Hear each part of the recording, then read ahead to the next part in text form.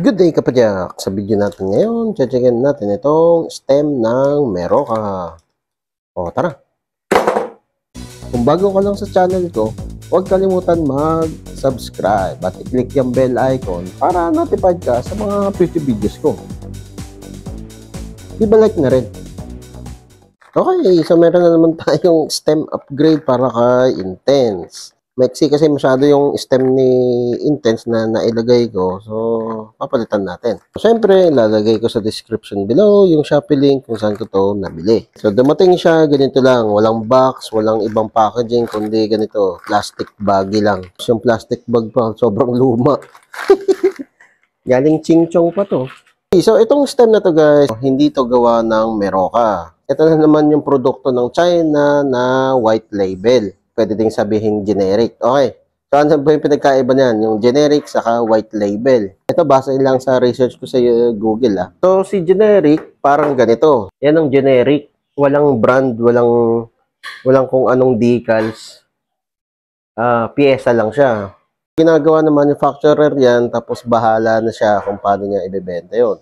Minsan, binibili ng ibang seller, tapos binibenta as is, wala nang nakalagay na decals. Yun yung generic. Sa white labeling naman o white label, so si manufacturer gumagawa ng generic product, tapos yung mga companies katulad ni Meroka, bibili nila yon.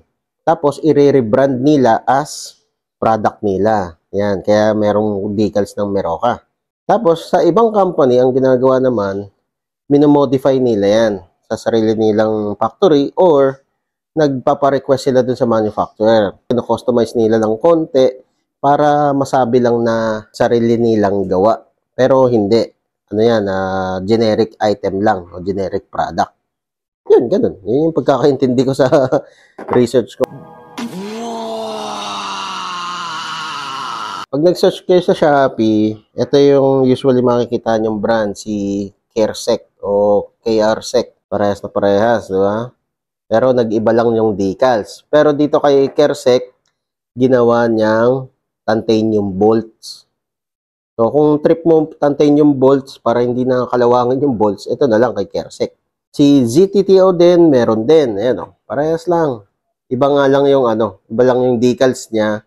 Pero, parehas lang. Steel bolts lang din. Parehas nito. Tsaka ito, sino to? Petk.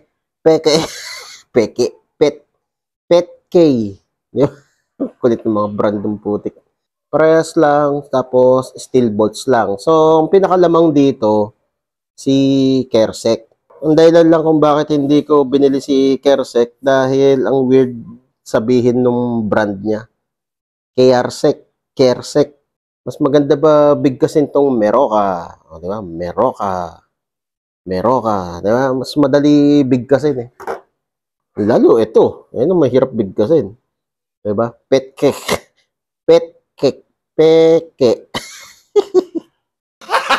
O, yun na. O, diba? Napahaba ako na yung video. Meron na tayong ads. Okay, so balik tayo dito sa stem. 50 mm ang haba niya. Tapos, 0 degree. So, wala siyang positive, negative. Maganda dito sa stem na to guys. Walang kanto eh. Ano siya? Smooth yung gilid niya. Siyempre, check natin yung timbang niya. So, ang bigat niya guys ay... nice. 165 grams. Not bad. Anyway, so tara, kapitan natin.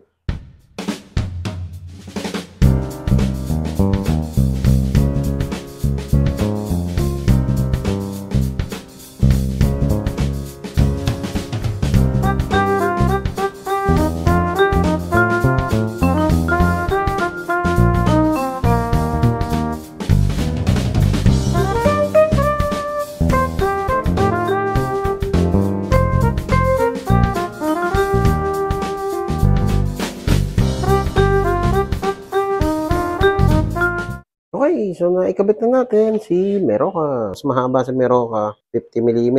Ito kasi 30 mm. So yun lang naman kailangan ko eh, slight na umusog siya forward. Dito sa stem na to, pag pumapadyak ako, tama yung tuhod ko dito. So isa pang gusto ko dito, yung bolt na ginagamit niya ay M5 o yung malalaki. So yun guys, ang white label product ni Meroka. So kung nagustuhan mo tong video na to, leave a like. O kung may katanungan ka pa, o kung may gusto kong idagdag, comment down below lang. Okay, so yun lang. Ayos! Whee! O Kapadyak, kung na-enjoy mo tong mga video ko, leave a like at i-share mo na rin sa mga tropa pips mo. Makakatulong ito sa channel. Kung gusto mo pa manood ng ibang video, ito, meron pa tayo. Hindi tayo nauubusan. Ayan, katulad nito, saka ito. Oh, nood ka na. Madami pa tayong mga video na i-upload. Kaya, mag-subscribe at i-click yung bell icon para notified ka sa mga future videos ko. Maraming salamat. See you next time.